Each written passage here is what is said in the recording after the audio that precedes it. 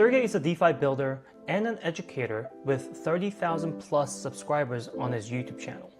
He first started as a DeFi user, then he became a DeFi founder, implementing features that he found that he needed as a DeFi user. Previously, he was a digital asset consultant at the National Bank of Kazakhstan, and now he is building Yield AI, which is a one-stop DeFi dashboard where you can maximize your yields on Aptos. He has a really interesting backstory of becoming a builder on Aptos, starting as a user of DeFi. So stay tuned to hear what Sergey has to say about Aptos.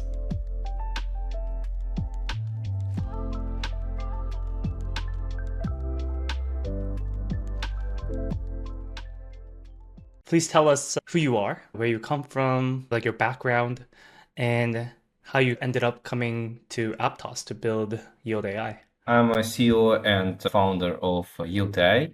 It's a DeFi dashboard on Aptos, yield farming optimization. For me personally, I started to use Aptos as a yield farmer.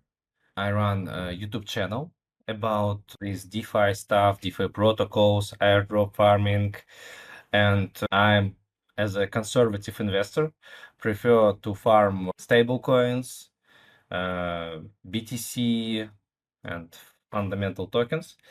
And I think Aptos is best blockchain for stables. I don't need to pay a lot gas fees, and also I have native stables. When I saw that I need some tool for managing my assets, I thought that I can build something. We started from something like multi-chain portfolio tracker, but after a few iterations, I focused on Aptos because I decided to add managing features, not only read-only features, but also possibility to deposit, withdraw assets on one screen. I see. So it's very interesting that you basically landed on Aptos first as being like a DeFi user. Yes. And then you realize that after using multiple chains, that Aptos is best for stablecoin yields and basically doing anything with stablecoins because of low gas fees, fast transaction finality. And then you went through that migration from being a user to being a builder because you recognize, hey, I need this. I'm sure other people need it as well. And then you become an Aptos builder. I want to ask you, is this your first application that you built on a blockchain? Yes, half a year before MetaMove Hackathon, I managed my team to build portfolio tracker first on Ton blockchain. On. Then we add read-only features on Ethereum, on Solana. Also in our portfolio tracker, we added read-only from your Bybit account, from your OKX account. We tried to make a smart contract on Ton blockchain, and it was difficult. I worked with, I think, 2 developers, and they said that it will be expensive or take a long time. I see. So I have to ask you because you and your team have so much experience building on all these different chains. How does it compare to the developer experience in Aptos? Like, have you had the chance to work with the Aptos Move smart contract language? Right now, I build only something like SDK or blockchain Right. integrations. Yes, Mm-hmm. and Mm-hmm. I learn a move right now for the strategies for smart contract. Uh, but I think that if we build consumer application, we can start from front end, we can start from user interface, and in Aptos, it's so easy to interact with the blockchain. For example, I tried many times to interact with smart contract directly from Aptos Explorer, and it works great because Mm. we also try to make these simple actions on Ton blockchain, on Solana. And for Solana, for example, you need SDK if you want to interact without knowledge of smart contract language. And on Ton, same thing, you need SDK. On Aptos, you can use SDK if it exists. And also you can directly interact with smart contract. For example, I think 50% of protocols that integrated in UTI, uh, I I haven't seen SDK or something like that. I just try I just try to interact with these applications There. as a user. Wow, that's crazy. That's actually very interesting because, like you said, usually when you want to integrate with all these applications, they either need to have like their own SDK that you can use. But what you're saying is you went to the Blockchain Explorer, found their contract, found Yes, their check functions for payload, deposit and and that's all. withdrawal, and you just use the Aptos client to send the transaction to the Yes, smart contract functions. yes. That's amazing. That's really cool that you were able to just do that.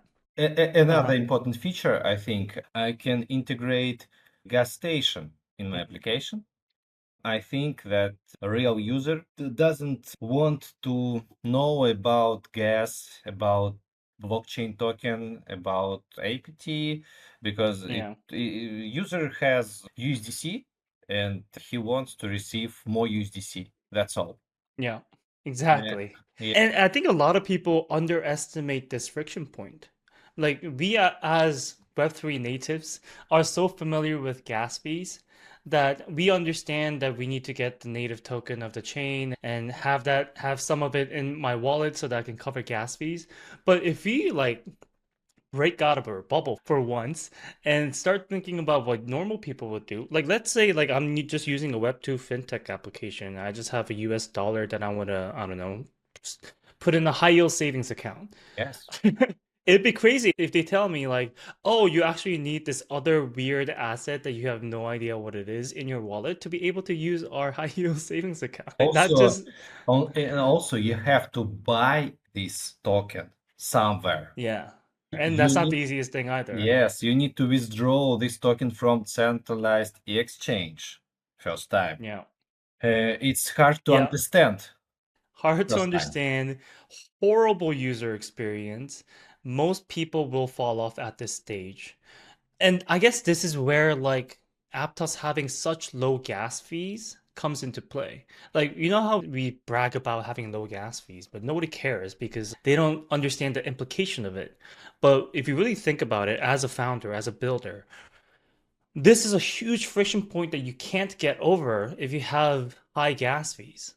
Because you, as a business operator, it's not sustainable for you to cover those high gas fees. So you will have to put them on your customers to pay for them. But usually, a lot of these chains don't have stuff like gas station that can sponsor these gas fees for them. I'm not obviously biased. I work at Aptos, right? So I'm gonna say good things about Aptos. But I am truly impressed with a lot of the design choices that the engineering team has made because stuff like gas station, Geomi, no code indexing, randomness, on chain native randomness beacon, social logins, Aptos Connect, all of these tooling that's on top of the base Aptos protocol lets builders build Web2 like experiences for real users, not just some crypto degens who knows wallets and who has a centralized exchange account already. So that simple fact enables builders to build an application catering to a wider audience, which I think is such an important thing that our industry as a whole are trying to solve. And Aptos is ahead of that game. Also, I think exchange accounts can be a game changer. For example, I I work on this exchange account feature in UTI. In on my local host, I connect a wallet, Phantom wallet, received derived Aptos wallet. I bridge USDC from Solana, and I can deposit assets, this USDC, using gas station with my Phantom wallet. I sign transaction in Phantom wallet, and for user, it's so easy. You don't need to create wallet. You don't need to pay gas fees on apt. You just use your USDC and receive more USDC, because also I plan to integrate this compound feature, for example, from Aptos, convert Aptos to USDC, back to Yeah. USDC, and bridge it back in Solana if user wanted. I love your point about exchange accounts because when I first heard about it, I was like, okay, that sounds too good to be true, but somehow it works. Like, because right now, if you want to bring in other chain users to your blockchain, you have to Other go through a bridge. chain users and their liquidity. Their liquidity, yeah. You have to go through a bridge. But we've seen a fair share of security vulnerabilities with bridges. It's not the best user experience. You would usually have to go to a separate bridge it over, and then create a separate apps account. It's a nightmare, to be honest. But Xchain account kind of skips the whole bridge part. Just uses CCIP, or is it CCTP for Yes, USDC circle, multi-chain transfer. circle. Yes. It just uses that protocol in the back, and as a user perspective, it feels like magic. You're just using your MetaMask wallet on Ethereum or Phantom wallet on Solana, and you're signing transactions with your thing, like as if you're using a Solana application or an Ethereum application. But in the back, everything's being routed to this derived Aptos account, all working in the back and sending an Aptos transaction and using an Aptos application. I just thought that was brilliant. Let's dive a bit deeper into how your experience as a developer has been building on Aptos. We try to provide the best developer experience as possible so that whenever people run into a blocker, they can easily find the answer.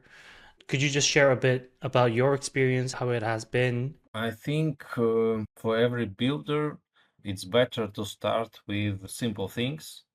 Use some examples. For example, on Aptos, it's a boilerplate. It's Uh, create Aptos app, right? yes, create Yeah, Aptos, created Aptos dApp. yeah. I play with it, add some features.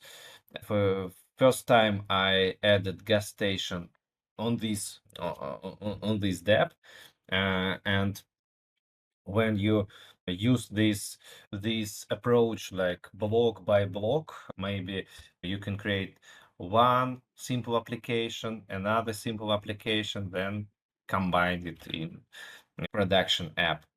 And these examples and docs helped me to build application on Hackathon. In most cases, developer docs are great. It's you can copy paste this code and it works with minimal changes. Maybe Yeah. this boilerplate application a little bit complicated.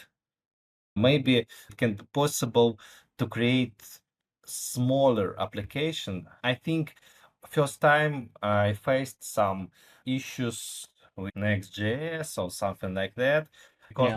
because a lot of folders, a lot of inside this Hmm. boilerplate. It's not so difficult, but maybe if we have smaller examples, smaller applications to try it in VS Code, it could be better for Yeah. newcomers. Yeah. I think about that a lot, especially when you're like new to Aptos. How long does it take for them to deploy their first move module? That's a metric that I try to keep track of because ideally they should be able to do it in ideally in 30 minutes, if not 10 minutes.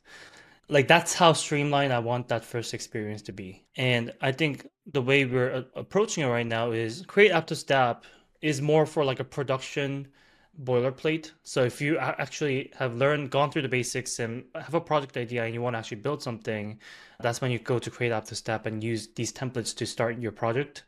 And for beginners who are completely new, we have a series of beginner guides on our developer docs.